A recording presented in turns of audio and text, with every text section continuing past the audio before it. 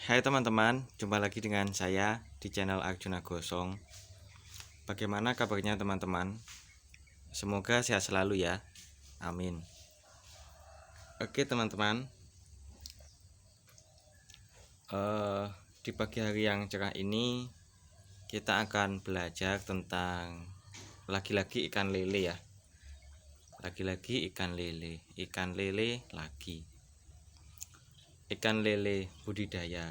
Jadi ikan yang dikonsumsi itu lebih laris teman-teman ya daripada ikan hias. Sudah terbukti teman-teman ya. Karena kalau ikan hias itu biasanya masih berkutat pada seorang hobi. Terus kalau udah bosen itu biasanya udah susah sekali jualnya teman-teman. Misalnya ikan cupang.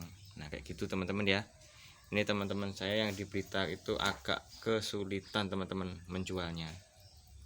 Karena ketika anak-anak kecil atau orang dewasa yang suka dengan ikan cupang habis itu udah beli, itu biasanya ya udah gitu loh. Terus mereka rawat dengan baik sehingga tidak mudah mati.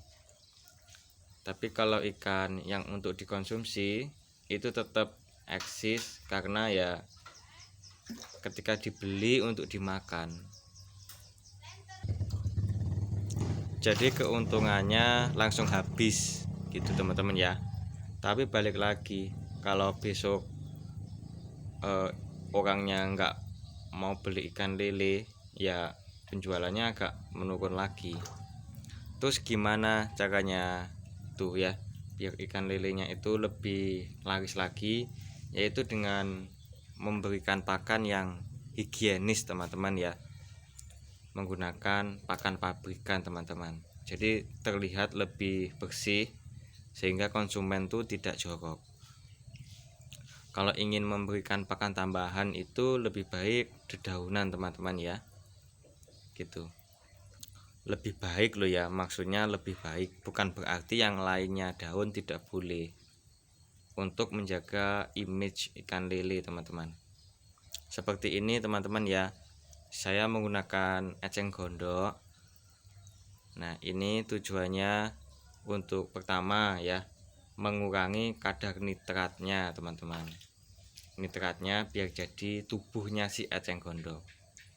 Kemudian kalau ikan lelenya pas luapar, jadi mereka akan grogotin eceng gondoknya teman-teman. Dan gak usah khawatir, eceng gondok ini memang pertumbuhannya cepet ya. Jadi ya gak usah takut kehabisan teman-teman. Apalagi kalau di kolam benih lelenya juga dibanyakin eceng gondoknya. Terus pakannya tadi itu supaya kita tidak terlalu merugi, kita bibis dengan probiotik teman-teman ya. Kenapa? Karena dengan dibibis dengan probiotik itu atau jamu ya, itu bisa lebih baik lagi teman-teman hasilnya, panennya lebih berbobot. Nah sayangnya dulu probiotik kita itu juga tergantung pada pabrikan teman-teman. Kita tergantung dengan beli. Nah masyarakat plus 62 itu kalau disuruh beli ya dengan harga mahal itu biasanya malah percaya. Tapi kalau diajak bikin sendiri malah nggak percaya. Jadi ragu dengan kemampuannya sendiri. Padahal dengan membeli kita dengan bikin sendiri, otak kita tuh justru semakin terasah, lebih kreatif lagi. Dan yang kedua, kita bisa memangkas biaya teman-teman ya. Jadi untuk probiotik E4 di sini udah nggak laku teman-teman ya, karena saya dan teman-teman saya itu udah bikin sendiri probiotik kayak gitu. Dulu kan udah laku keras ya E4, jadi ya biasalah, namanya juga roda kehidupan gitu loh. Nah saya akan ngasih tahu cara bikin probiotik. Jadi ini tidak ada uji labnya ya, saya tidak menggunakan uji lab karena uji lab tuh bayarnya juga mahal. Habis itu saya juga tidak menggunakan starter, artinya saya tidak beli probiotik tertentu kemudian saya perbanyak menggunakan bahan organik gitu juga enggak. Jadi ya apa adanya ya, jadi hanya bahan-bahan organik saya kumpulin kemudian saya fermentasi tanpa menggunakan bakteri ataupun jamur. Benar-benar itu saja.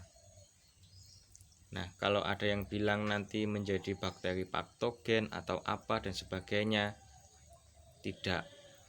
Meskipun tidak diuji lab, tapi kenyataannya ikan saya sehat-sehat, tidak menggantung. Ya. Terus ketika dulu banget ya, saya memperbanyak E4 menggunakan bahan-bahan organik juga. Itu katanya cara menentukan berhasil atau enggaknya ini apabila ketika dibuka muncul aroma yang berbau asam kayak tape gitu kan.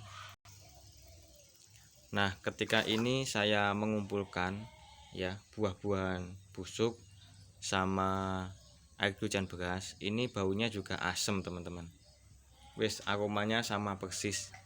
Jadi saya kasih E4 ataupun enggak dikasih E4, baunya tetap sama. Dan untuk ikan lelenya tetap lahap-lahap, sehat. Teman-teman bisa lihat sendiri. Ini di pagi hari, lelenya udah muter. Ini menandakan mereka udah pengen makan, apalagi dengar suara saya.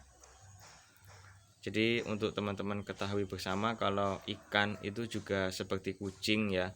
Kalau dengar orang yang biasa ngasih pakan itu datang, mereka langsung bangun, langsung kayak aktif menunggu gitu teman-teman. Itu. Nah, yuk langsung aja saya kasih tahu ini cara saya ngumpulin buah-buahannya. Nah, ini contohnya yang sudah saya wadahin gelas teman-teman ya. Jadi ini saya nyebutnya apa ya enaknya ya? Ya nutrisi untuk ikan lele gitu teman-teman ya. Ini terbuat dari kulit pisang, air cucian beras, buah sukun yang busuk-busuk itu ya. Terus buah pisang busuk yang enggak kemakan. Pokoknya segala buah-buahan, bahkan kulit jeruk juga saya masukin teman-teman ya. Buah rambutan, pokoknya yang serba buah, nggak pakai daun sama sekali teman-teman. Ya, ini jadinya seperti ini. Ini aromanya asem kayak apa namanya tape teman-teman. Ya ini ya. Nah ini satu gini untuk 1 kilogram pakan teman-teman. Tinggal yang paling mudah itu dimasukin ke ember kayak gini. Nah habis itu dituang pakannya terus dicampur teman-teman, dicampur sama pakannya. Jadi saya lebih baik beli tong kecil seperti ini daripada beli probiotik teman-teman, karena dengan begini kita bisa kreatif. Nah ini buktinya teman-teman ya. Ini kulit pisang yang udah memulai busuk. Dan ini aromanya tidak busuk teman-teman ya. Ini aromanya seger kayak tape ketela teman-teman. Teman-teman bisa buktikan sendiri ya.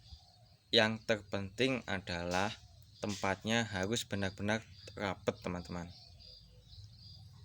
Kalau ditaruh di lama-lama kena udara nanti aromanya beda teman-teman. Teman-teman bisa cek sendiri ya. Jadi ini saya kasih saya beli tong yang ada penguncinya. Jadi ini tinggal dikunci kayak gini. Ini teman-teman ya, ini penguncinya tinggal nah tek kayak gini. Ini udah rapet teman-teman. Udah loh, berat kan ininya, diputar aja berat ini tutupnya gitu. Jadi saya pokoknya di sini E4 udah nggak laku teman-teman.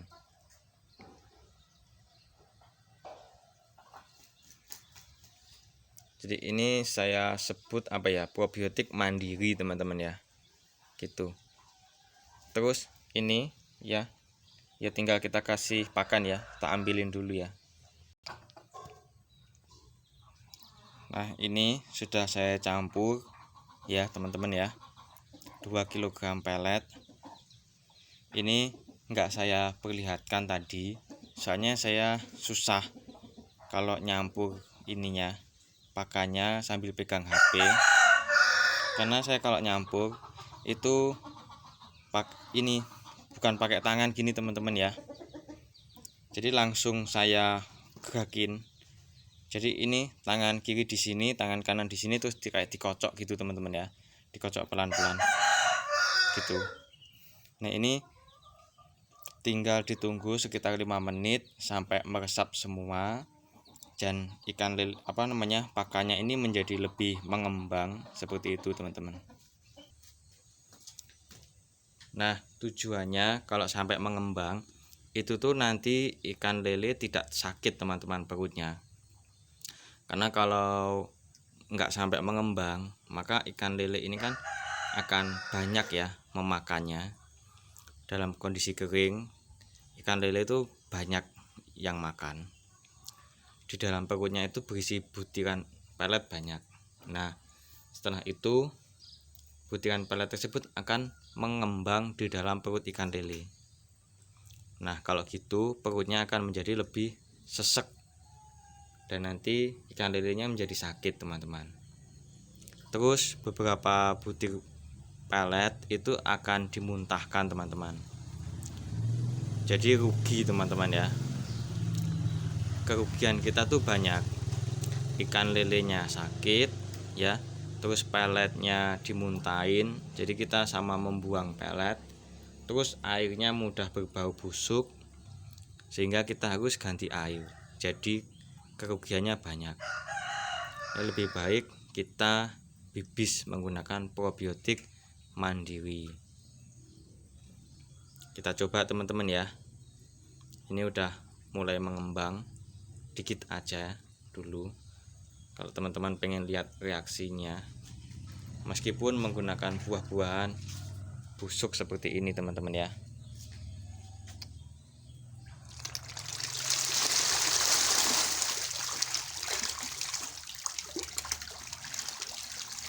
Oke teman-teman, segitu aja. Semoga teman-teman yang masih pemula sukses dengan budidaya ikan lelenya, mendapatkan rezeki yang banyak, sehat selalu. Jangan lupa kalau teman-teman suka, klik subscribe-nya ya. Terima kasih.